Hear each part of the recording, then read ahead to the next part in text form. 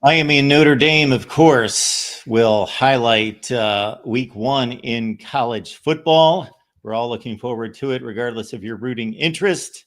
And I think the rooting interest here is pretty clear. We talk Canes with you each and every Wednesday night, 7 p.m. Eastern Time. Of course, Cam Underwood right next to me, edition number 433. Cam, how you doing tonight? Doing good. Trying out a new, different flavor of energy drink. Usually I'm the yellow can of Red Bull kind of a guy. I just saw this new pink edition, the Wild Berry.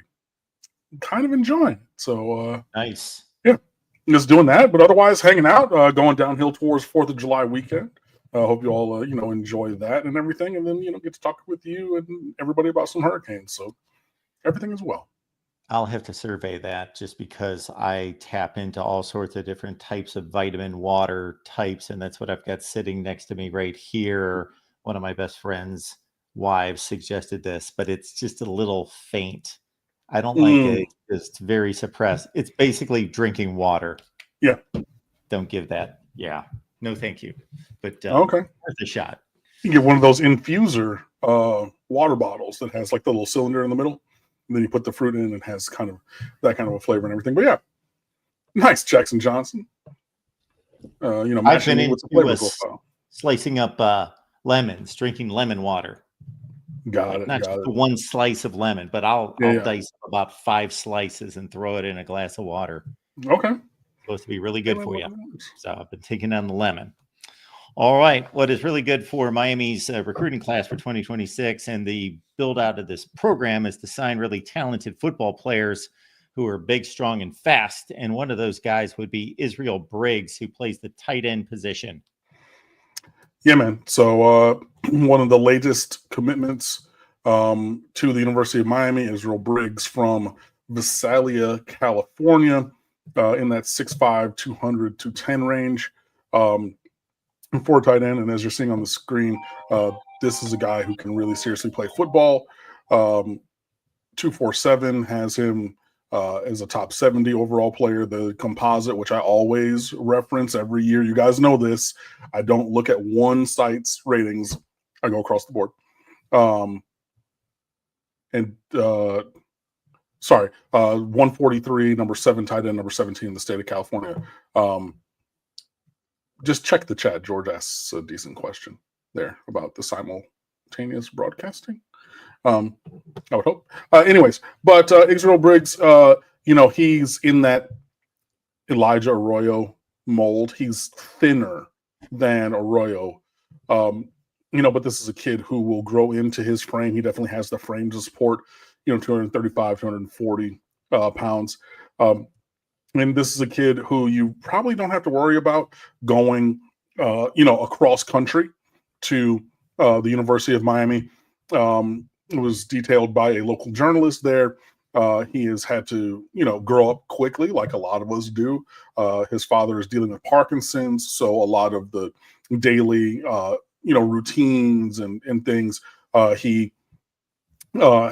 Israel has had to take care of, and even for a good chunk of his time in high school, he and his family were homeless. So, dealing with those things, overcoming those obstacles, and still, developing and playing at a high level. He's Darryl Page, talking about I would try to turn him into a receiver. He's not fast enough to play receiver.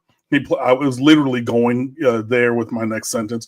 He plays receiver in high school. You remember Jaleel Skinner, the 5-star tight end from South Carolina? Like that. Like, yeah, you play outside, but like he plays outside slot. He depending on the formation, he could be 1, 2, or 3. This is definitely a kid who can move and everything. But yeah, he definitely, I think, has the profile to go more inside and be like, if you look at him here, up the seam, up the middle, tripped over the 30-yard or 25-yard line. Shame. But yeah, excuse me. This is a guy between the hashes. Like, he's that wide tight end stretching up the seam, fake block there, up the middle. I mean, we literally saw Elijah Rowe score on that. Like, literal play. So I know that he's in that 6'5", 200 range. And you think, man, we need a really big receiver. But, like, I don't think that he's fleet enough afoot to stay outside, and then I think that mismatch in the box against linebackers and safeties because you're going to be, bigger than most linebackers and or faster than linebackers and bigger than safeties, that kind of a thing, man. I really think that he will find his home at the tight end spot. And he's a good get and everything. It's Daryl Page, I love you being here. I love everybody being here. Be sure that you hit the like button and subscribe, all those things. But it's funny because when I was a teacher, I had one specific class of students who were I was so simpatico with them that I would write my lesson plan. And then I would I would leave, I would go home, have dinner, work out, and then I would go back and look at that lesson plan. I'm like, cool, we think alike. And this is where this question is going to be. So let me cut him off at the pass. So I feel that with you, like, hey, he should turn him into a tight end. That was literally going to be my next sentence, or into a wide receiver instead of tight end. So, I think that we disagree on the wide receiver part of him. But Israel Briggs is definitely a guy who can play here. Definitely a guy that I'm very happy to add to this recruiting class and continues just to be a positive for Miami as we're on the trail. All right. Miami also bringing in a defensive lineman out of an unfamiliar territory to Miami for the most part, Arkansas.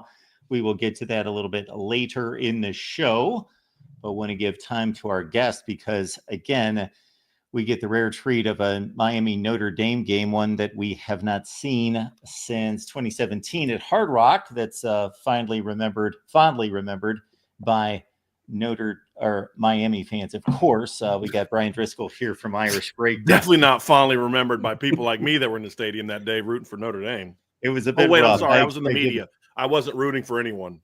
Mm-hmm. I was, yes. For me, it was simply not the game that I anticipated. I was expecting, okay, these are two top 10 teams. We're going to see a barn burner here, but it was a barn burner. You forgot that Brian Kelly was the head coach, didn't you, Mark? Didn't you? That day I actually allocated someone else from the website to be in the press box because I absolutely said I'm not going to do that. I went up to the game at Notre Dame, some years ago and everything in 16, and then I was like, yeah, we're going to be in the stands in 17. So did that, but it was a great day, and glad to have you join us.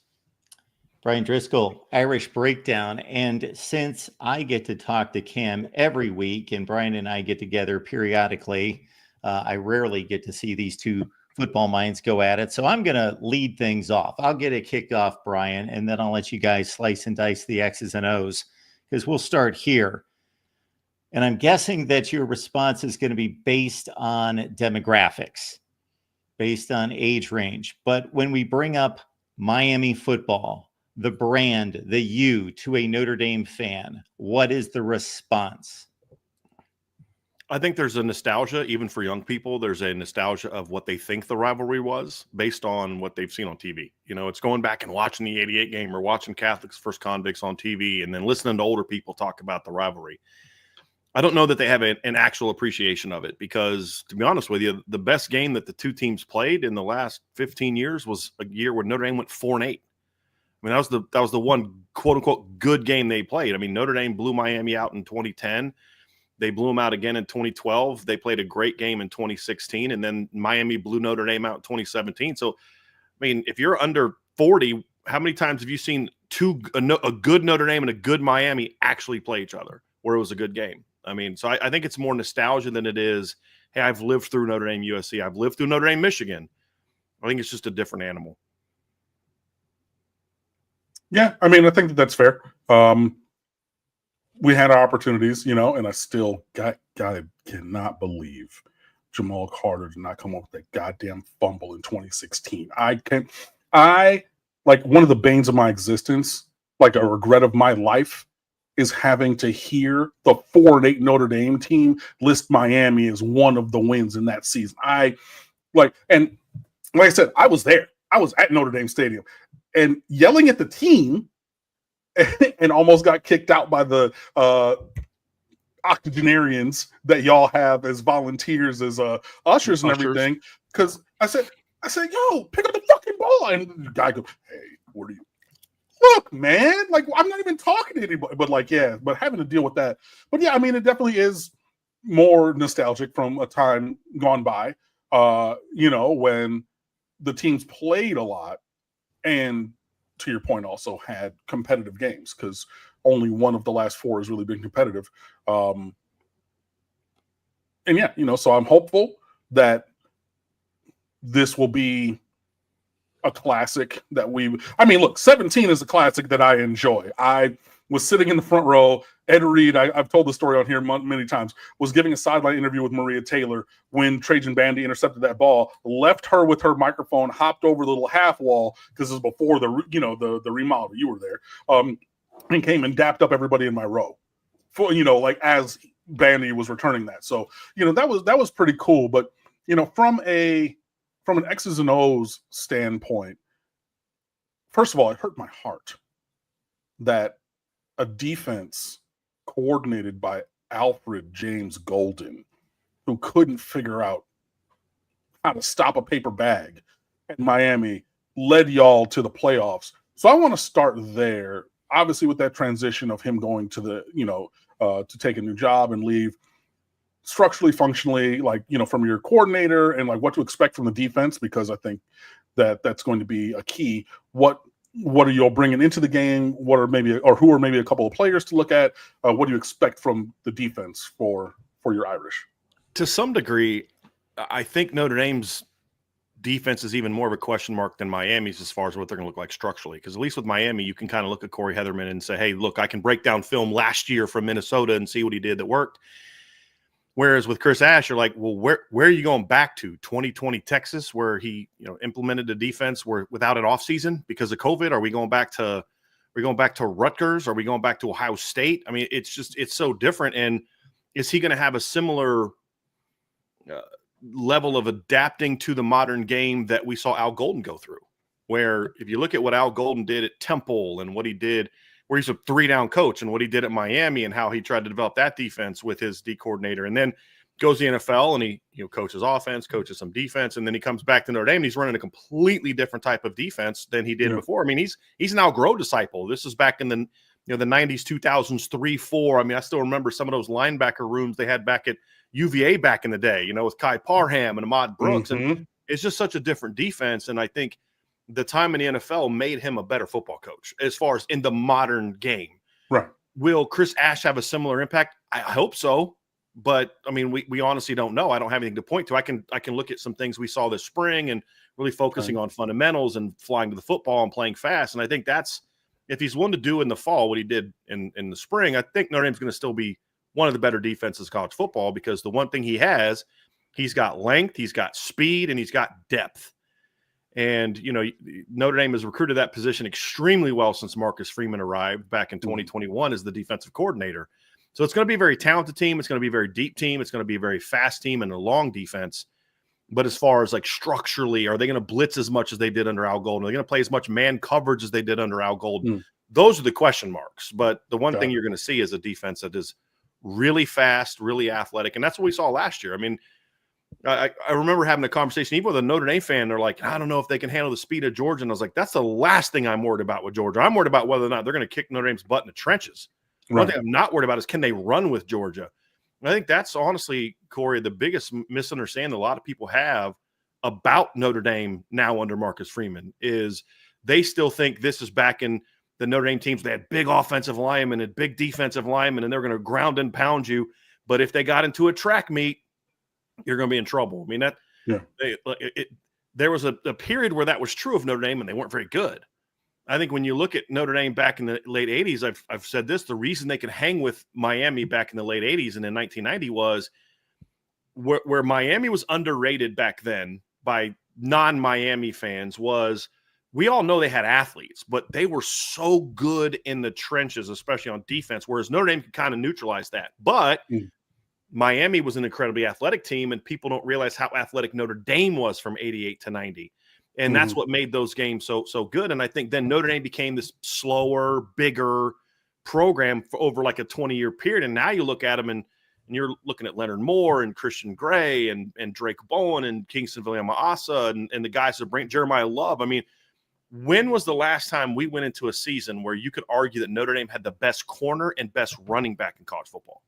I mean, you could say maybe it's this, but they're in the conversation as the best player at their position. I mean, you'd have to go back to what, maybe 1992 with Jerome Bettis and Tom Carter, maybe. Mm-hmm. So I think that's the difference between this team and past teams. Got it. I mean, you bring up a lot of great stuff, especially on the defense. Moving on to the offense, I think that, and I mean, you can agree or not, but as I'm looking forward to this opener, I think the blueprint on offense for both teams is the same. I think it's, I think Miami and Notre Dame probably have the top 2 offensive lines in the country going head to head, going to lean on an elite running game. Ours more by committee, yours more from a singular player with excellence. But I mean, backups there, but like ours is definitely more strength in numbers than one superstar guy. And then a new quarterback to our programs leading the way. So, I mean, that's just kind of how I view it.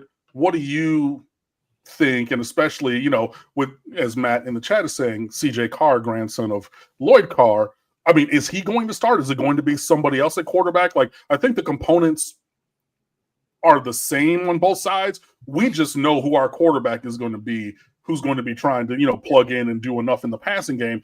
And I think it's very underrated because he's thrown for almost 8,000 yards and 70 touchdowns in his career already, but whatever. But yeah, so what is your thought on the Notre Dame side of things?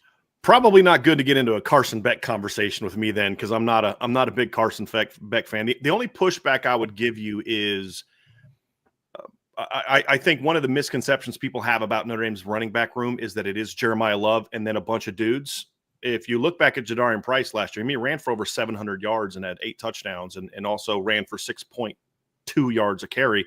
Up until the playoff, he was around 7. So I do think you're talking about 2 guys that combined for 1,800 yards last year, over almost 1,900 yards last year. And I think it was 24 touchdowns. So there is a bit of a dynamic 1-2 punch there. Jeremiah is clearly the number 1 guy. There's no question. It's just I think that there's more of a 1-2.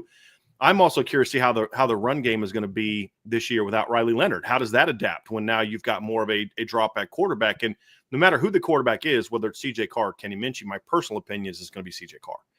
Okay. But all my sources in the program say, even people that think it's going to be Carr, some think it's going to be Minchey, but they all say it's going to be a battle. Whoever's going to start is going to have to win the job. I just think it's CJ Carr because I just think he's more talented than Kenny Minchey, although Kenny's very talented. And in 3 of the 4 viewings we've seen of them together in the last 2 years, they have like this thing called a jersey scrimmage, which is the week before the spring game that they allow us to be at. Okay. And then, of course, the spring games, CJ's outplayed Kenny in those instances. But either way, they're going to have a talented quarterback. And although they're both quality athletes, they're not in the same universe as Riley Leonard as runners. Yeah. So how are the running backs going to be without that presence to take that pressure away? I think that's going to be something to be interesting to see. But I think that's where the pass game improving is what Notre Dame's going to do. You've got Jaden Greathouse coming back, who had a breakout in the postseason. Jordan Faison comes back. And then, of course, we're bringing in, Malachi Fields, who's been one of the better receivers in the ACC the last 2 years, despite having terrible quarterback play. And then you're bringing in Will Pauling, who had a down year at Wisconsin last year, but he's a guy that actually played for Mike Brown, who's Notre Dame's current receivers coach.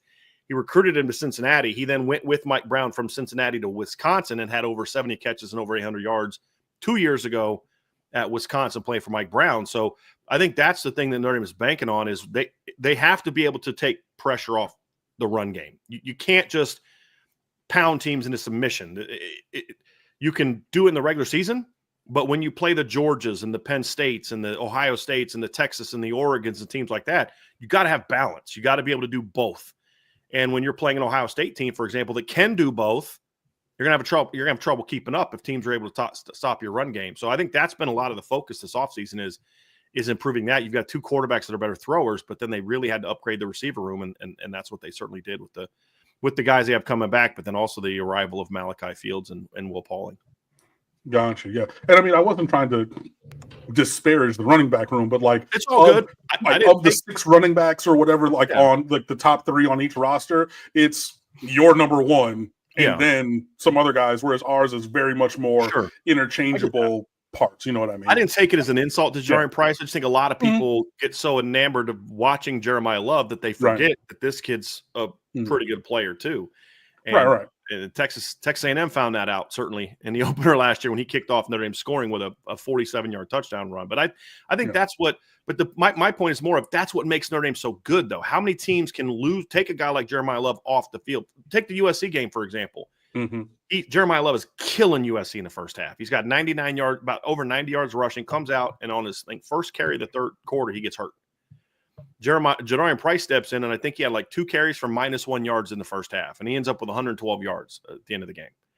And there aren't a lot of teams that can do that against a quality opponent, and that's what makes Notre Dame so good. And then you go into the Penn State game, and who was the guy that made the big play in the third quarter? It was Aeneas Williams on a sluggo against the Penn State linebacker, and then next play runs outside zone, gets him down inside the 5-yard line. I think that's what makes this room so good is there is depth. It's just that not a lot of people recognize it because none of them are Jeremiah Love. To your point, I mean, he is that alpha dog, but I think that's what makes this room so good is that they have that kind of depth. Gotcha. How do you, in your perfect world, which would obviously be leading to a Notre Dame win, which I, as a native Michigander and Miami alum, no, thank you, not at all.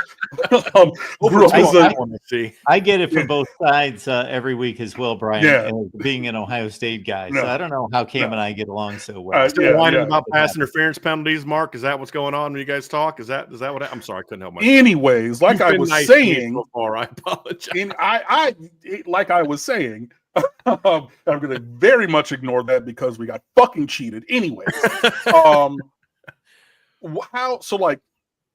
how does this game go from a Notre Dame perspective that leads to a Notre Dame win?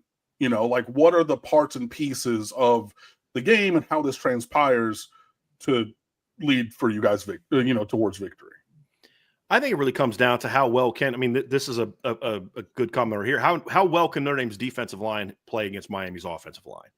Because I do agree with you. I mean, I haven't ranked my O-lines yet, so I don't know if I have Notre Dame and Miami 1 and 2, but they're on my list of schools that I'm going to be debating on who is my top 5. They're both there. A&M is also on there, who Notre Dame plays in game 2. But that's what we saw last year with their defensive line against Georgia. They ate Georgia up, and they played great against Penn State. The D-line struggled, and Penn State moved them around in the first half and pushed them around a little bit in the first half.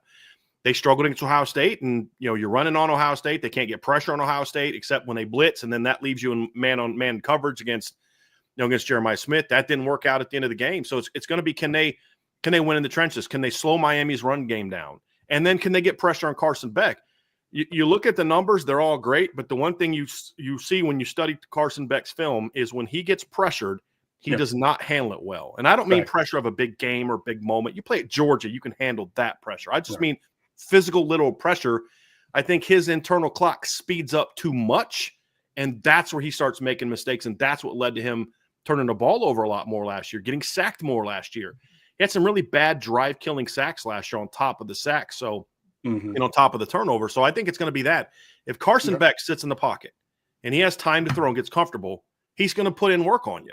That's just the reality of it. Whatever you think of him, he's a top 5 quarterback or top 15 quarterback. I've got 2 years of film that says if you give that kid time and you don't pressure him, he's going to carve you up. That's what I have. So defensively, it's just going to become that. And then, just limit the big plays. Don't let Miami's run game gash you with the big plays. Make Carson Beck beat you from the pocket. And then if you're going to do that, and it's not so much that it's a lack of faith in Carson Beck, it's a brand new receiving core. He missed the whole spring. We saw this with Notre Dame last year.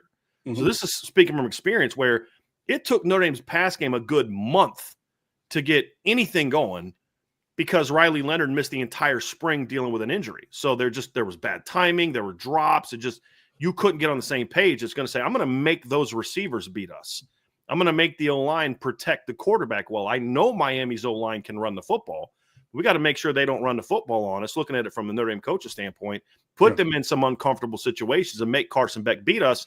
And that's when your defensive line is going to have to get pressure on him. Because that all sounds great until the minute they drop back to throw and you can't get to the quarterback. And I'm saying, well, maybe we shouldn't have wished for that a little bit. But I think that's the key because, look, any good team that you play, and we could debate on how good Miami is or isn't going to be, but they're a good football team. If you got to be able to take something away. Mhm. and then make you beat them with something else. And if I'm Notre Dame in game one, just like if I'm Miami in game one, I'm going to say, I'm not going to let the backs in the O-line beat me. I'm going to make the quarterback and I'm going to make those receivers beat me. And Okay. whichever team is able to do that, I think is going to be able to have the most success at stopping the other team's offense. I largely agree with that. And I don't really disagree with what you're saying about Carson Beck either. I just think, and I said this, in recent weeks to Mark, I just think the pendulum has swung too far to the he's trash side. Yeah. I mean, like, everyone has flaws. We know Georgia had their worst run game in 30 years. We know that their offensive line, coached by Stacy Searles, who used to coach here, really struggled despite having 5-star after 5-star after 5-star after 5-star on the entirety of their 3 deep. And Carson tried to do some things that he's not really able to do in repetition, and you saw that go negatively. So in the most drops in the country. Yeah. And had them on top of that, the worst drop rate. So now I'm making some plays, hitting guys in the hands, the ball still hits on the turf. What am I supposed to do? So, like, I hear that, but I'm not trying to re-legislate Carson Beck's entire career. I've just heard people who've gone a little bit too far onto the I think they went too far in one direction, talking about best quarterback in the country, #1 overall pick. I thought that was way too much hype. I agree also. I'm with you on that. I'm not a big Carson Beck fan, but I'm not one of those people like, this guy's garbage, he's terrible. Yeah. I question his leadership. That's something Fair. I question. I question how he handles certain situations, but I'll also sit back and tell you, and I've said this on my show too, if you don't get to him, he's gonna put up numbers on you. What's your rough range, Brian, of is he a top 15 quarterback? Oh, he's definitely top 15. Okay. I don't have him in my top 10. We did actually this breakdown, but the guy that does the show with me, Trevor Trowbridge, who's my co-host, had him in his top 5, I think. So I think that kind of shows where he is one of those polarizing quarterbacks. Yeah. And I think part of what some people is, which game did you watch him play? Just very true. For me, I haven't, because like I've studied him a lot. But like if you've watched him play some games, like if you didn't turn on the Bama game till it was 28-0, you're like, this guy's legit. But if you watched him, what he did to get to 28-0, you're like, this, and you turn it off, you're gonna think he sucks. Right. And that is Carson Beck. It's like he's just that. He's kind of like a streaky, hitter. And that's why you got to get to him, because if you let him get comfortable, if you let him get rolling, you let him get in his feelings, and you let him start feeling good about himself and getting time and rhythm, he'll pick you apart. He's shown that in 2 years at Alabama. I mean, at Georgia. But he also has showed that good defenses can give him problems. Even going back to the SEC title game 2 years ago against Alabama. No, agreed. I have him in the lower part of my top 10, probably between 8 and 10. Give or take, somewhere in there. Excited because I have him in that 11 to 15 range. Yeah, I was gonna say somewhere in that bottom part of the top 10 to 11-ish, like somewhere there. But like, yeah, top 5, I think that's a little ambitious. If he plays to that level, I would be shocked and surprised and very, very pleased by that. Can I ask you this question? Yeah. What's up? Do you guys have, here's my thing, and I'm just looking at this from like a Notre Dame standpoint because of what we went through last year with Riley Leonard. Yeah. Because the Riley Leonard we saw in September was not the Riley Leonard we saw in November, December, and January. And a lot of it was because he missed the second half of the 2023 season with the injury. He misses all spring, misses all that time to get on the same page with his receivers. He's got some new receivers to work with. You bring in some transfers, and Notre Dame landed 3 transfers last year, some young sophomores that are talented. And it took them a while. Are Miami, is there a thought that, hey, maybe, whether it's with the coaching staff or the fan base, that, hey, don't expect him to come out in the first 2-3 games and look like, he's going to be contender for the Heisman Trophy? Is it just about, hey, weather the early storm, try to get that early win, and then get him going to where if you can have a 1 or fewer losses by the time you get to the middle of October, now we're going to be a problem? Or is it just like you expect him to look like, peak form, pre-injury Georgia form? I think that from everything that they're messaging, that the goal or view is that Carson Beck is going to be Carson Beck.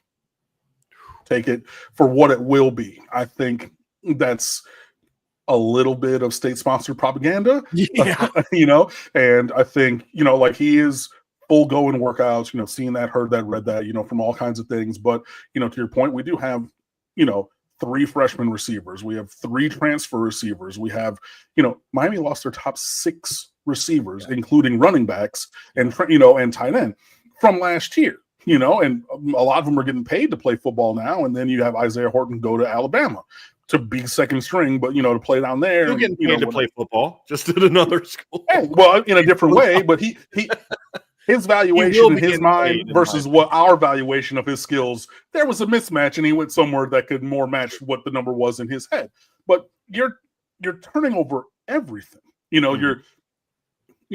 mentioned baseball, you're changing the battery too, right? So you get a new center, even though James Brockermeyer, he's been around since 1973 and played at 17 schools, but not right? With this team and this quarterback, right. Exactly. So you get a new center, but Miami could lose all 5 of their starting linemen from the opener to the NFL after this year, because you have, a 6th-year senior, a true junior who was a 5-star and the top 3 tackle in America in Maui Noah. You have Inez Cooper, who is one of the gems of all gems and developmental guys at right guard, who is a potential top 3 round draft pick. You got Matthew McCoy on the left side. You got a 6'9" monster in Markel Bell over there. So you have that. So it's the structure is there to give the time that Cam Ward was afforded or similar to Carson Beck. But I think something that people overlook when you talk about that is the fact that Cam Ward's singular athletic talents and abilities gave him extra time when things like if the defensive coordinator played the perfect card and said, we're going to do this here, and it's all blocked up and you got somebody running free, he took care of that run free guy. That's not a thing you're going to see from Carson Beck. That's what's going to be different about both of these teams. Yeah. Because Riley Leonard brought some of that he was a much different thrower than Cam Ward, obviously. Mm-hmm. But where you're like, well, that didn't work. They just let 3rd and 9, they just let a free rusher off the left tackle. Well, this drive's over. Next thing you know, he's running for 25 yards. I mean, right. And that's kind of why I've said, look, I listened to Cole Kubelic and Greg McElroy talk about how Notre Dame's got the best offensive line in college football. And I'm like, normally they don't give any love to Notre Dame. Now I'm like, let's pump the brakes a little bit and let's see if these guys can protect the quarterback, because they weren't good at that last year, Yeah, but I really believe Miami and Notre Dame, our offensive lines, I think are the top 2. At minimum, 2 of the top 3. Sure. I really think the way that we have both recruited it, played, developed, coached, elite of the elite, because it's a focus of both of our programs. So, I still don't understand how Miami's O-line coach is that good. The first time I saw him, I was like, that's not an O-line coach. That's a special teams coach, man. That cat did not play a minute offensive line in his life. He did, though. He played in high school. He played on the same line with Cristobal down at Miami Columbus Catholic school and everything. And, he's a pocket-sized 5'4", 5'5". And, I mean, he even to the small linemen, the 6'1" dudes, he's looking up at a skyscraper. But, he is real good, man. Yeah. So, I mean, I think, honestly, as long as, despite the state-sponsored media, or propaganda of Carson Beck's going to be Carson Beck in game 1. If he can be 80 to 85 to maybe 90% of what we have seen, and in a similar way to Cam Ward, they're not the same player, guys, everybody listening, but I'm saying if we can help change his brain to eliminate the drive killer and game killer turnovers, because remember, that was the huge thing against Cam Ward. He's out here gunslinging it, fumbled it 10 times, threw it away 12 times, 14, whatever, and those numbers were less than half in his 1 year at Miami. If we can get to Carson in a similar way and say, cool, get rid of the real stupid stuff that we've seen from you, then I think that puts Miami in a decent spot. Hopefully, we'll be able to find the run game, and then some of these receivers, and there's a lot of them with talent, somebody figures something out. I would say, our more athletic guys, like a JoJo Trader, like a Keelan Marion, who's All-American return guy from BYU who came down, maybe, those would be some of the guys I would say who could find space and really stretch Notre Dame's defense. But yeah, that's where I would be looking. And Richard says, yeah, loved Cam Ward, but hated the hero ball. That was part and parcel of Cam Ward last year, though, right? I mean, but we did need it when you have the defense that Miami had last year. You needed that, right? And at times he's going to play in a way that gets you behind 3 touchdowns against Cal. But then you also know that he's going to then go. The hero balls are going to be what leads you to come back and beat Cal. Exactly. And you, like, this is what we've talked about this on our show, but remember Dabo Sweeney used to crush the media for that, because they just sit there and whine about all the interceptions Deshaun Watson threw. He's like, guys, this is who he is. Yeah. I'm taking that because he's going to make about 10 plays in this game. They're going to help us go win that football game. And Cam brought that to the table. And I think that's why when I look at Miami, the key is, and when we did our preview of Miami, it came down to their success is going to be what happens on the other side of the ball. I mean, and just to finish off this matchup, the one thing that I think a lot of Miami fans are missing on this Notre Dame team is they don't realize this is not 10 years ago Notre Dame. This is one of the most athletic, most productive secondaries in college football. Right. And I think that's where people are missing the boat. Like this is more like 88 to 90 Notre Dame's team speed on defense, not 2010 and 2012 when Notre Dame just beat Miami up in the trenches, and in the Sun Bowl game where Miami just didn't want to be there. I mean that's sure just didn't want. You knew before in the pregame, like, this is not going to be a close game. I think that's. I always talk about El Paso, Texas, being the worst place in live. I've been there one time. My first experience 2 years ago was the first time I was there. It was very nice, but it was chilly. I mean, it was cold, and you're walking up that hill to get to the press box, and you're just like, okay, I can only imagine what this was like in 2010. But I think that's where people miss the boat. I mean, this is one of the best cornerback duos in college football coming back. And Don Schuler is a guy that Georgia offered a 7-figure deal to try to get to transfer to Georgia this offseason. And so this is a big time secondary. And I think the pickup of Devontae Smith from Alabama at nickel, just pop into Georgia tape last year, and you're going to see how good of a player he was. So I think that's what a lot of people miss. And of course, you got one of the best DB coaches in the business in Mike Mickens, who's just pumping out big time secondaries every year. And that's also, when you look at this matchup, what I think puts a lot of opening pressure on Miami. I've said this, just looking at it from Miami standpoint, take the Notre Dame part of it out of it. You've got to go 1-1 against Miami and Florida. I mean, against Florida and Notre Dame. You got to go 1-1, because if they can get through that stretch with 1-1 in those 2 games, now they're positioned where now Carson Beck's going into game 5 and 6 and 7, and the young receivers are going into games 5, 6, and 7. You're going into games 5, 6, and 7 in the new defense. That's going to be the key. They just can't drop both of them. If they can win both, obviously that's ideal, but you've got to go 1-1 in those 2 games. And if you can do that, then now all of a sudden Miami enters into the ACC play with a shot to make a run at the ACC title game. No, I absolutely agree that we have to at minimum split those, games. But, what we were talking about with the secondary, that also puts extra pressure on Carson Beck to perform within the structure of the offense and the running game, which I know Damian Martinez is in the NFL. He was a 1,000-yard rusher, second team all conference and everything. First 6 games last year, Mark Fletcher should have started. Like, he was, 95 yards a game, I want to say, or something, as the second back.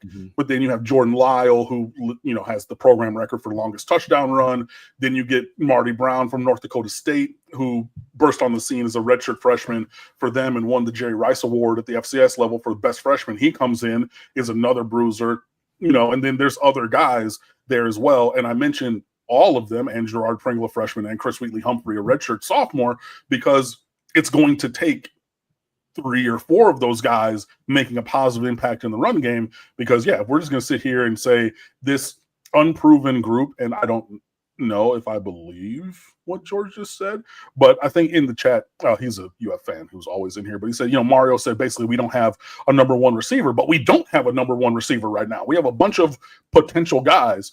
So, really being able to not lean on, but be effective in the run game is going to be essential. Well, Ohio State's still mad that their backfield this year is not Miami's backfield this year. I mean, if you think about it, if recruiting would have gone the way that Tony Alford wanted it to, that's who's going to step into the starting lineup for Ohio State this year. Is the 1-2 is Fletcher and Lyles, because they were both Ohio State decommits, right? And so that is true. And there are others. Yeah, there's Justin Scott starting a defensive tackle, Marquise Lightfoot. List goes on and on. Yeah, so I think they're going to have to be able to establish a run game early, and I think take pressure off Carson Beck, because this is what kind of gets me sometime in this debate with certain people. Cam, is they'll say, well, Carson Beck is this great quarterback, and they're like, but the reason he struggled at Georgia is because this part of his team wasn't good, and that part of his team wasn't good, and I'm like, well, isn't that kind of true for Miami this year too? Like, they're going to need those other parts to play well. That's true for all quarterbacks. And you can say whatever you want about Cam Ward last year, but he had some dudes he was throwing to as well. I mean, and that's same with Notre Dame and Riley Leonard. I mean, it wasn't like Riley Leonard was just carrying the team and he didn't have Jeremiah Love, and Jaden Greathouse going off on him in the postseason. And that's the thing that with Cam Ward is you're going to have to not ask him to put the team on his shoulders. And if they can do that, then I think Miami will be okay. Yeah, and I mean that's same for Carson Beck. If it's just going to be, I think he's wearing number 11. So Ken Dorsey's number 11. But if you put it all on number 11's shoulders, like entirely, they're different players. Like I know some of the shenanigans, especially like the Cal game, like crossbody blind throws. That's what got us down by 30. But also he's out there dotting us up and bringing us back. Right. We would never, if we're in that kind of position with Carson Beck, I was very confident, okay, Cam Ward's going to come off the sideline. Let's go get one score, a stop, another score. Blah, blah, blah. If there's a similar situation with Carson Beck, I will not at all be as confident in the path forward. So, yeah, managing the game, not letting it get away from us, not letting y'all double up around, depending on how the coin flip goes, around the half, score, go to the locker room, get the ball back, score again, type of a thing. And the 3-point game becomes a 17-point or 10-point game or something like that, or 13-point, whatever it would be. Yeah, can't really let that happen. But yeah, I mean, it's there. We'll see, man. I mean, especially with this defensive secondary, whereas you are very confident in what you've seen and how it's been built and how it will perform. It is still the great unknown for Miami. I know that we went out and paid a lot of money in the transfer portal, and we got, a bunch of dudes who can hoop and, they can actually really, really play. But, it's like Mike Tyson said, everybody's a plan until they get punched in the face. And when this team hits the field, what will actually happen? And I mean, there have been great days at Hard Rock Stadium. There have been some very bad days where we gave up almost 700 or over 700 yards rushing with a team that, hey, we thought was going to be really great. So yeah, the secondary is going to be a big thing. We'll see which way this goes. But I mean, I think that this is not only from a historical standpoint, but in the, universe of this season, it as everybody's been saying in the chat, it is a tough opener, arguably the toughest opener for both teams in the country. And rightfully the Sunday night spotlight game, because I think that you really do have two teams who can and should be pushing for the college football playoff. And then, you just get the history between our teams together. So I'm very, very, very excited to see which way this goes. Brian Driscoll, Irish Breakdown. Brian, let everyone know where they can find you. Oh, you're muted. Obviously YouTube, podcasts, Irish Breakdown, just type it in, you'll find us. We have also a channel we're launching called CFB Nation, where we put our Miami breakdown. When we did that a few weeks ago, had some Miami fans in the chat losing their mind because we didn't think Miami was going to score 50 points a game and hold people to 3. So apparently we're underrating Miami way too much. A little bit seriously, a little bit hyperbole there. I know, right? Seriously, the U is back, baby. And then obviously you can find me on Twitter at Coach D178. Mark's got it right there. And you can find our podcast at Irish Breakdown 1. I was still mad that somebody took Irish Breakdown, but yeah. But we've been going through like a series, and obviously we did Miami first. Yeah. And then A&M. We just finished up our Boise series. So looking at the schedule of the two teams is very interesting in my opinion, because Miami has a very interesting start. They don't leave the state of Florida till like November, right? And then you get middle of October. Where they don't leave the state of Florida. Not that they don't have a home game, but they don't leave because their road game in October is against Florida State. Unless you're one of those people that kind of counts that more as Alabama than Florida.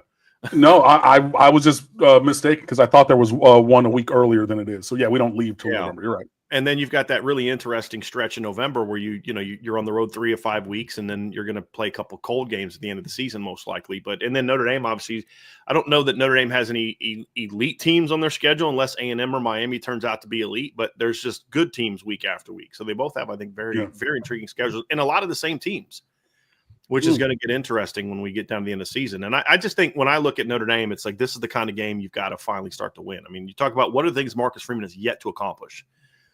And I think games like this are just kind of part of that equation is, look, this is a rivalry game. You've got to get that win. You've got to be able to win your home opener. Marcus Freeman's 0-3 in home openers so far in his tenure. No, 1-2 because they beat Tennessee State in 2023. They lost to Marshall and then lost to Northern Illinois in their home openers in the past. And can you beat A&M? And then with Miami, it's kind of was last year like, and this, I guess my thing was with Miami was last year more about Cam Ward or was it about Miami ascending under Mario?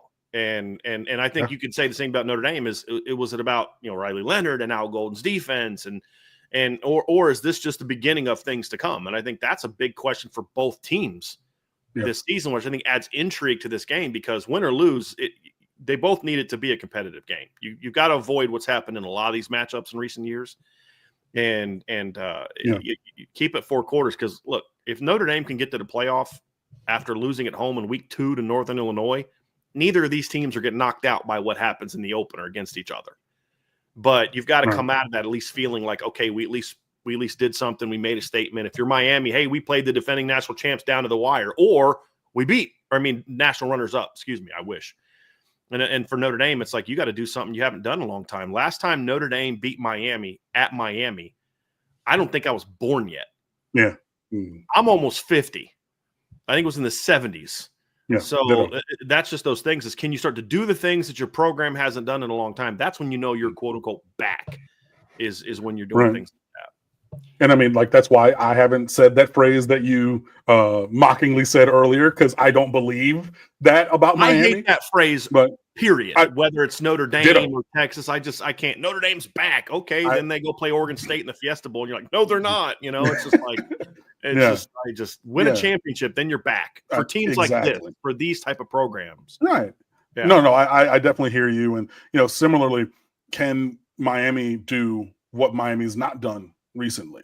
Like all the things you're talking about with Marcus Freeman and, rivalry game and big game to, early in the year and things like that. All of those ring true for Miami and Cristobal. Like, is this okay? We know that the defense last year was atrocious, but was it even more smoke and mirrors? And now it's, 8-4 when the over under is 9.5 on or 10 on every single book. You know what I mean? Is it another year of not making it to Charlotte when, you're up 21-0 at Syracuse in the second quarter and you still find a way not to get there? You know what I mean? Like, is that the, dude, I covered Notre Dame during the Brian Kelly era. I know exactly what you're talking about. Yeah, I know that you do, but there are a lot of those kind of similar kind of scenarios and thoughts. So I definitely agree with you from like, or appreciate what you said about the Notre Dame side, but the inverse is a lot true for Miami as well. So this is going to be a huge game with a lot of big stakes. I know that Mario is going to, regardless, it's a process and we're here and we're going to all that kind of stuff, but like, things have to mean something to the players and to the fans and like holistically to the program. Like, if there is no import, if there's no value to it, why are we here? Like, we have, like, this matters. And if you're pounding the podium, Mario, after beating a terrible Florida State team last year so that we beat both Florida and Florida State, right? And you're saying we run this state and if it matters, it matters. So I hope that some of that importance is imbued into this team, because there have been moments when I have felt in many recent years that, I ran my 12-10 comeback route, but okay, we lost and whatever. Like, I just didn't. I need them to care more. And I'm not trying to say it's going to be the same thing as 2017, but it was very, very apparent that Miami cared. And even if we lose, but it's close and you have that buy-in, that's what I would like to see. But also, I need the performance. Otherwise, we're just still here. I think that's the thing, Cam, that you nailed is like we saw this with Notre Dame back in 2017, and the turning your season around moment for Notre Dame was not a win; it was a loss, and it was that Georgia game where they went toe to toe with Georgia in a game that Notre Dame's coming off of 4-8 season, and nobody their preseason unranked, and Georgia's coming to town, and these 3 stud running backs, and this and that and the other thing, and Roquan Smith and all that, and Notre Dame lost the game. And that at Notre Dame, that's all that matters. But for the players, it was. I remember Drew Tranquil was interviewed after the game, and he had like a hoodie over, and he just was looking down, and he just you're like waiting on him to say something. He goes, "I feel really bad for the teams that we're about to play." Because like you said, that game meant something, and they had that twofold reaction of number one, we're pissed that we didn't win this game, but then number two, we showed we can go toe to toe with a team like Georgia, and that carried him for a while up until he went to Hard Rock in November, but like. That's what fueled that turnaround for Notre Dame. And if you go look at what they did after that, they just ran over the next 2 months worth of opponents. And I mean, I think the next week they ran for over 500 yards against Boston College with Harold Landry, and just I mean, I was at Spartan Stadium, and that was a top 15 Michigan State team. Mark, you probably remember this game, and they're leaving in the third quarter. I mean, that team was just on a mission. So I do think sometimes when you go to toe with a name brand, and you say, we belong in this field. Now let's clean this up. Let's clean this up. Let's clean this up. For a team with leadership, that can be good enough. But what you can also have happen is when you play in a game like that and you get smacked, it can be that sort of that devastating thing for either opponent where you just don't have the confidence you can go do that. And and for Notre Dame, it's a real quick turnaround. I mean, your next game is against Texas A&M, so you better get over however you're feeling about that game. At least Miami has a chance to kind of win or lose, work some kinks out between then and the time that Florida comes to town. Because apparently they're going to beat you guys, according to George in the chat. I mean, yeah, Georgia. They almost beat Georgia last year with a third-string quarterback, apparently. Yeah. But, I mean, it just I am very interested to see particularly how this opener goes because, to your point, in your example, like you lost a game in season and then it turns everything around. Boom. We've been looking at this since the Syracuse game.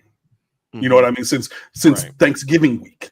You know what I mean? Like, so if this has been our North Star to start this season, right? It's not, I mean, it's a singular moment because it's a singular game, but it's not, a championship game. But like, if this is the next thing on the horizon, right? And we've been going towards this, right? And been preaching it. We're building everything in the right direction. We're building this roster, this whole, internal operations. We had to tear it down from what was once here and everything. And we have the quarterback that we want, and we got most of the other players that we want, and we have everything that we need, and da. Buddy, like if with all of that time, effort, and all of those resources, if you're not able to show and prove,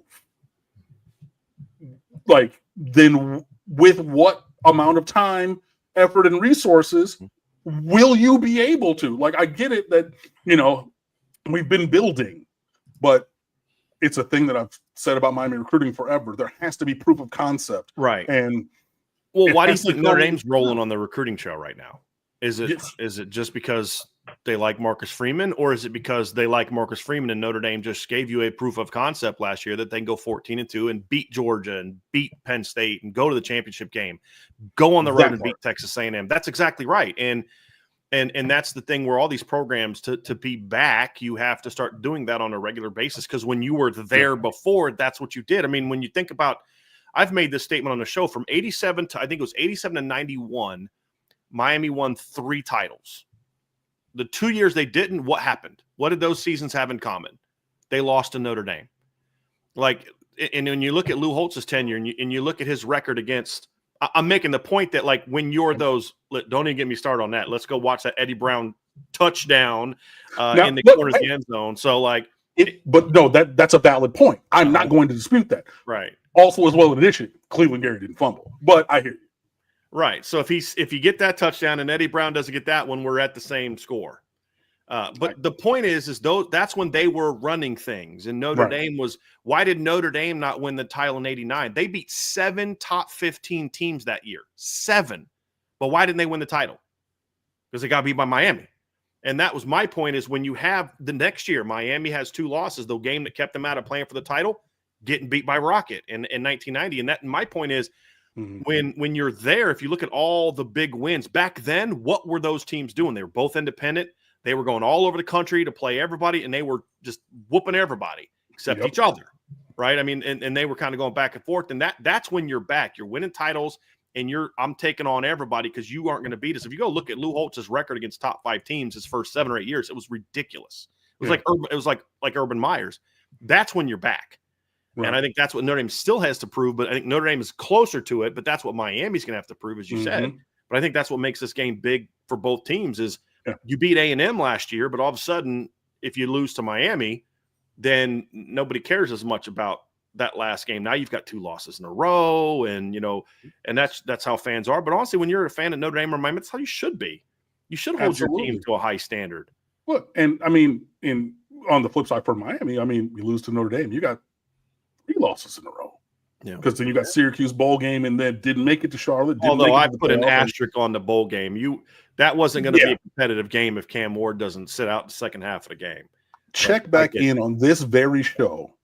If this were to come to pass and we lose to Notre Dame, there's not a single person in the comments who will be here who will give a single care about that ball, because it's going to, that will turn from the asterisk of, okay, we already knew Cam Ward was going to play a half and and that's going to be then weaponized in a very, very different way. You know what I mean? So it's here's what you tell Miami fans. Hey, Marcus Freeman lost his first 3 games. I mean, lost to Oklahoma State bowl game, lost to Ohio State, lost to Marshall. I mean, but at some point in time, you've got to get those wins to turn things around. Right. I mean, that's the reality. But in year 4, year 5, that's where I think can I ask you this? Because I posed this question and I didn't know the answer to this. We posed this question. We did our Miami preview.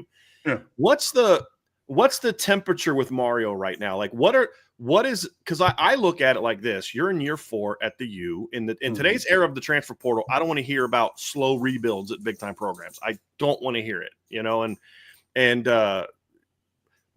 like what does he need to do this year to say, hey, look, we're in good hands. We may not win it this year, because I think we would both agree that Miami's not a championship contender this year, barring some things maybe happening that, wow, that's better than we thought, or that's going a little at least that's the way I look at it.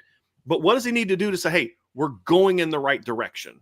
Like, what is that for him this year? Or is it like, dude, he's just not it? Like, what is that for Miami this year? Honestly, like, we've been on an upward ascension, like 5 wins, 7 wins, 10. Like, if you're going to be that, Panther G just said, hey, like, Mario just won 10 games. It needs to be that or better.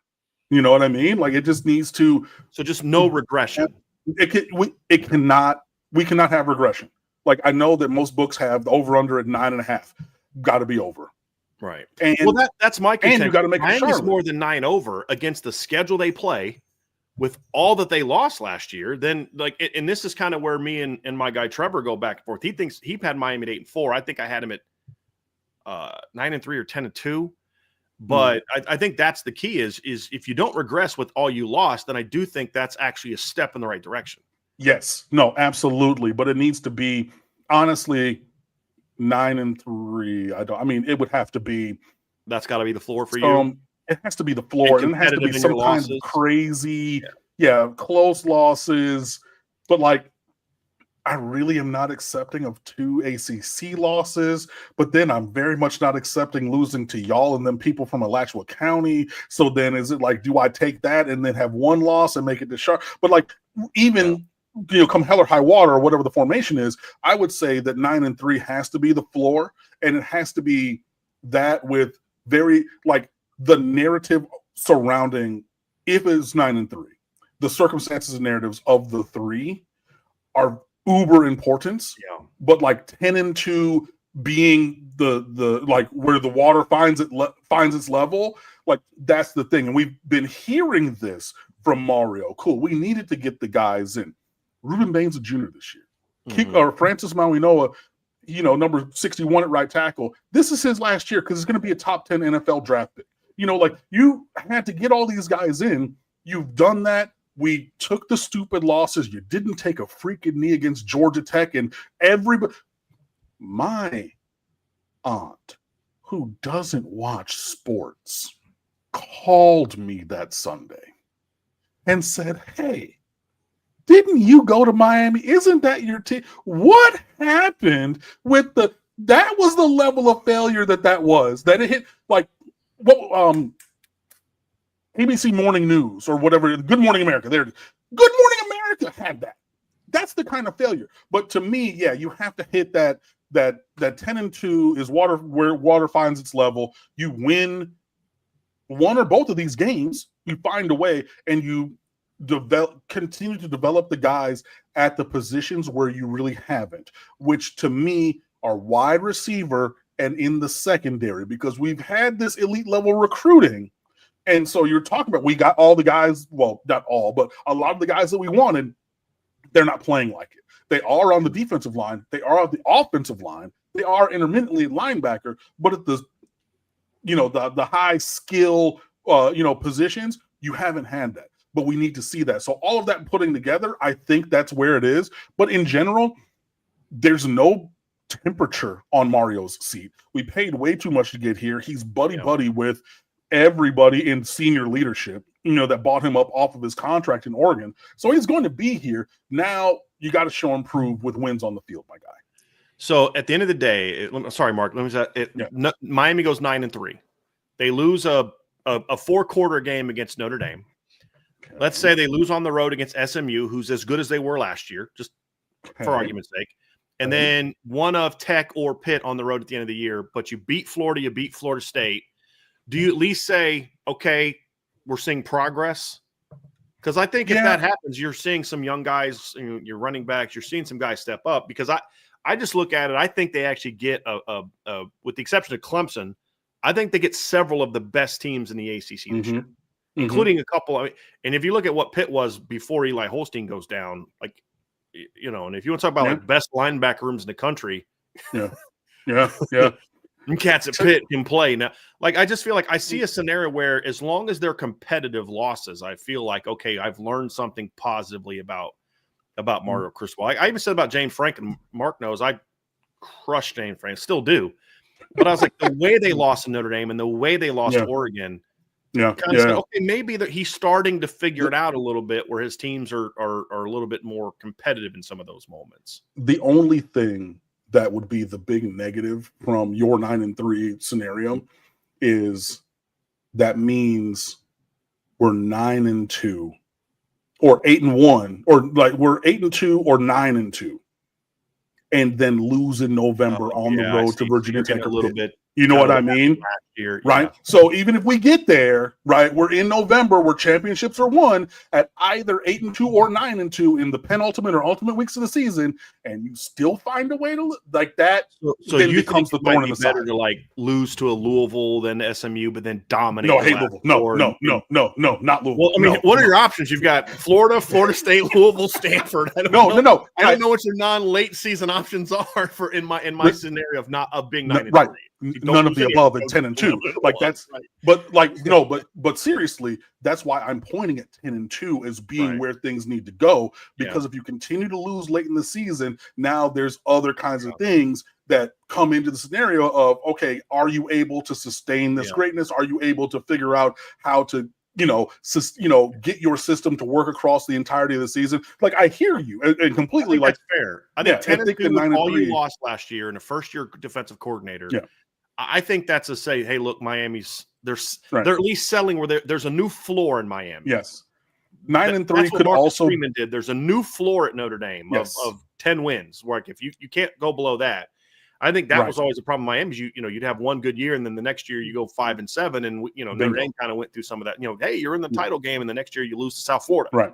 Or actually wasn't South Florida, it was Michigan, early in the season and you lose to Pitt and teams like that. So I'm with you on that. So I think 10-2 with all you lost and a new coordinator and just as an outsider would make me say, okay, I think Mario's settled in well there. Yeah, I think. And now it's about finding a quarterback of the future. That which I think they think they have. We think the kid coming in, but we'll see. But but also just to wrap it up because I know Mark is trying to flag us down for 20 minutes here, but a great Having a good conversation with you. Mark. Come on, man. Mark, you don't but bring no, me onto your show and think it's not going to go a long time. Hello, ditto. But I think that you could even if it were to be 9-3, I think that there are a lot of positives to be found there. I think that there's a lot of growth and development. And okay, maybe the floor needs to get to 9-3 before it fully gets to 10 wins or whatever. I just obviously with losing another game, there's even more negative. I mean, it's just another negative result, especially if it were to come later in the year. There's other narratives and things about the program, its operations, and things like that would come into question. That's how 2017 was too. It's like that's why Miami fans love talking about Notre Dame game because they don't talk about anything that happened after that. I mean, and that's kind of what Brian Kelly went through some of that stuff. Like 2017, Notre Dame was rolling coming into that Miami game, and then they lose 2 out of 3.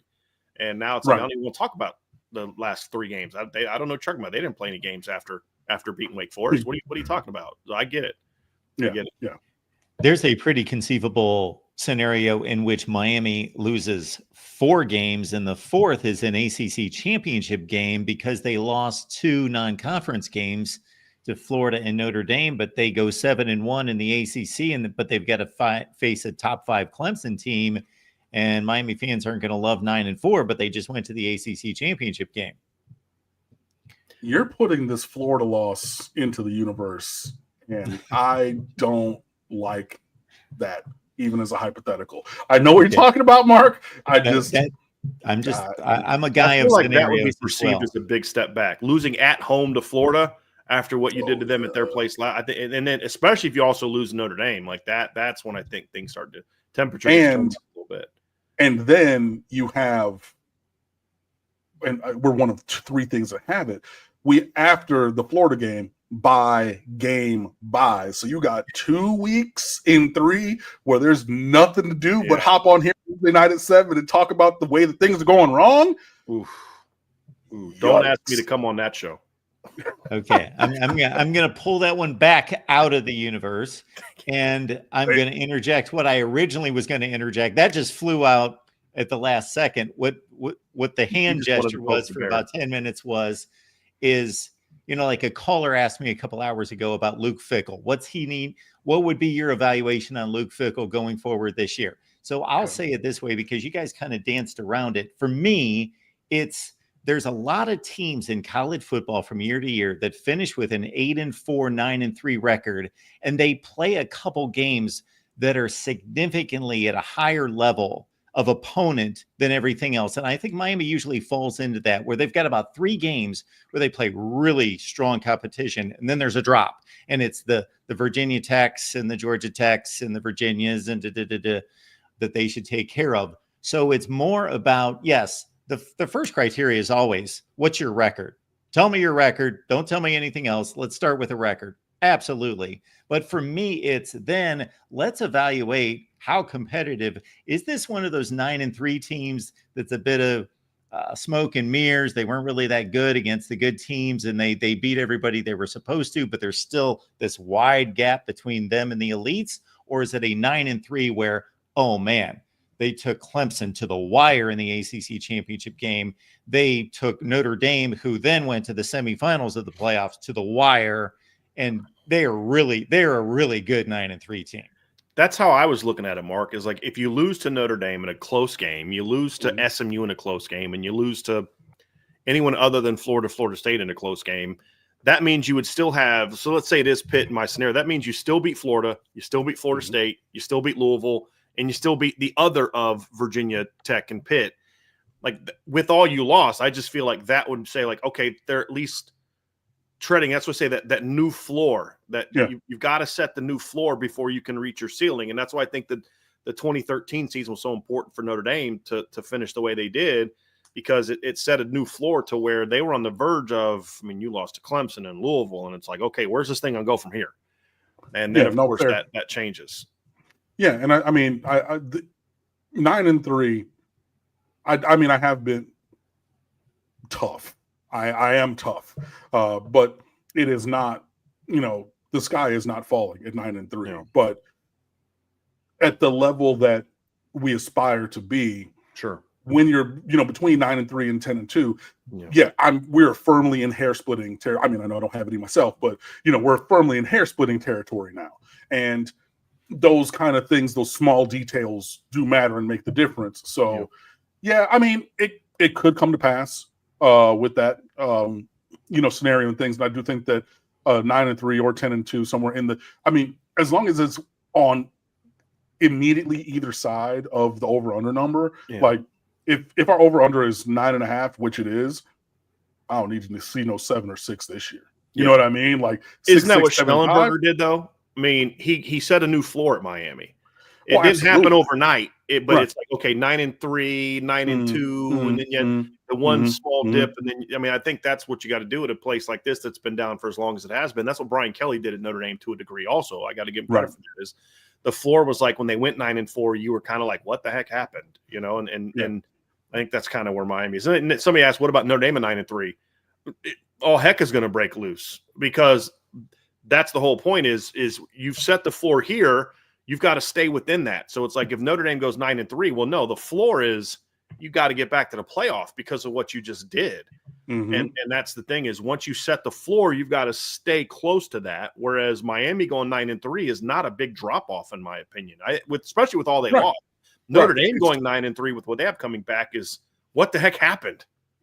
What happened to this football team? We're also in a new era where a few years ago, 9-3, 10-2 was just simply a psychological thing. Oh, we want double-digit wins. It looks nicer. It looks good. 10-2 versus 9-3. We might be number 8 in the country instead of number 13 in the country. But we're looking at a very close to that being the delineation between you make the playoff, you don't make the playoff. And I know Miami missed at 10-2, but for the most part, there's a 10-2, 9-3 separation that we're going to see going forward. Right. And we're already, again, the comparison for Miami last year should have been Tennessee at 10-2. But because, say whatever you want. I know that there's Miami hatred out there. It's fine. I'm good being jerks. Like, hey, we'll be the bad boys of college football. Like, you don't got to like us, but it was just very clear up front when all of a sudden the conversation was a 10-2 Miami with a 9-3 Alabama team fresh off of getting their doors blown off by an average Oklahoma team on the road. And that's where, again, even if you're at that level of 10-2 and on the outside immediately and put below teams from other conferences with more losses, which is why we play the game, 9-3 then is it could be the scenario and we could forge a path forward. It just adds another dimension of challenge and scrutiny that you will have to overcome in team building, in recruiting, in everything going forward, because we've had the talent that we've had the last couple of years. Yeah, that's fair. Brian, we so much thank you for dropping by. We wanted to hit this one early. We may, if you have time, get you back right before the game that week, if we possibly can. I think I'm flying down Friday, so I'll be around that week. But everybody, Irish Breakdown, and it goes so far beyond Notre Dame. Brian and the rest of the staff really slice and dice college football across the board. So it's a great, great listen, everyone. We're doing our live pass catcher. Top 10 pass catching units is going to be our CFP topic tomorrow. Receivers and tight ends. So yeah, it's going to be we did running backs last Thursday and quarterback. We did running back units last Thursday and then top 10 quarterbacks the week before. Nice. So yeah, we'll be checking it out, Brian. Thank you so much for stopping by, man. It's always good to see you guys. Nice. All right, good stuff out of you too. Absolutely. That was a great conversation. I was very surprised when you texted me earlier. You were like, hey, we got a Notre Dame guy. And I was like, July 2nd? Like that was the thing. I looked at my phone. I was like, early preview. Yes, very early. I was like, yeah. I mean, we, do have an early preview of the game up on StayWithYou.com as we're working our way through our summer stuff as well. I just, wasn't expecting that. But no, Brian was very knowledgeable and definitely would welcome him back, for another conversation. I know that I've put the kibosh on some other people coming back on the channel, but I found great value in that. I thought that was really, really interesting and engaging on both sides. So I hope that you guys enjoyed that. I really, really did. It's my my brain going and everything. Before we get out of here, I did want to just circle back on Anthony Kennedy Jr., Absolutely. the defensive tackle commitment from this past week. Big kid.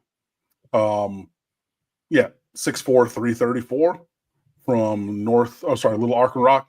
Let's try that again. Little Arkansas Rock in the world. Little Rock, Arkansas. You see on the composite, he's a 3-star, 247, has him as a 4-star. A top 10 player in the state of Arkansas.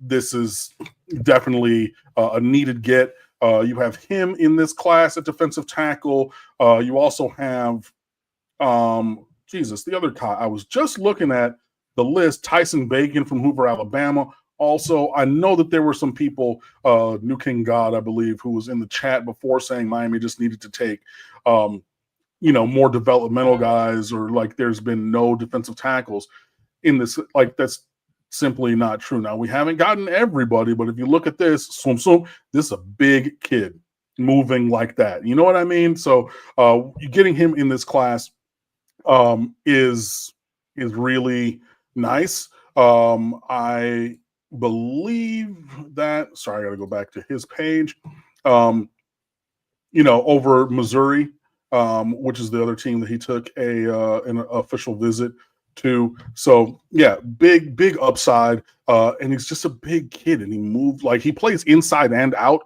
at the high school level. So tackle and edge, which is, for somebody that size, that's craziness. So you see him making a play here in the backfield.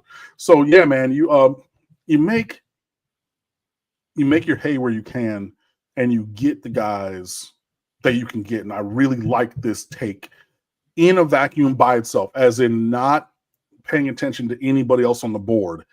I like this eval. I like this take. We can talk next week about the state of affairs in terms of recruiting overall, and especially at positions of need like defensive tackle. I know people are mad that James Johnson didn't come to Miami. He attends Miami Northwestern, but like, he's not a Miami guy. Like, I look at him like an IMG Academy guy, originally from New Jersey, moved to North Fort Myers, was there for a couple of years, moves again and transfers to the West. Like, he goes to school off of, Northwestern is south of Central. So he goes to school on 79th Street. Miami Central's up on 95th Street. I have no idea why Central is north of Northwestern, but I digress. But he goes to school down there. As of January, like, he's not from here. Is it still a recruiting loss that you would have liked not to have taken? Yes, absolutely. Who knows where Calvin Russell's going to go? Probably not Miami. Who's looking at these, like, I have my questions about the current state of affairs. Miami, everything I have seen, heard, and read was pointing towards July, a big run. It's going to be this blockbuster, basically get everybody type run and push towards the number one class in America. Doesn't seem like that's going to be the case. I'm hopeful about Derek Cooper from Chaminade.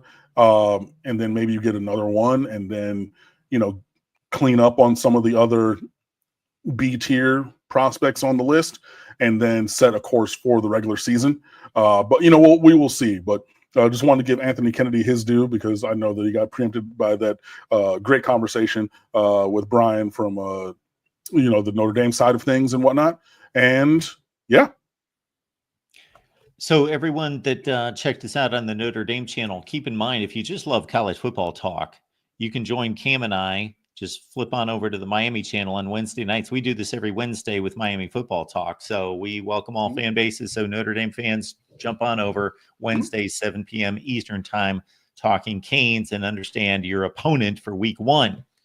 Absolutely. Right. More insight there. So yeah, man, it's been a pleasure. I know that we went a little bit long, but as you see on the screen, my ad on Twitter is Underwood Sports, the website that I manage, stateoftheu.com. Please come over and fan with us. We have a ton of great stuff up there. Our next installment of Summer Scheming, I believe, hits tomorrow from Justin DeTavio, where we look at the X's and O's of all of our opponents going into the year, position previews, player profiles, and even more. And we actually did best case, worst case scenario on Monday with Craig T. Smith for Miami season. What is the best case, worst case?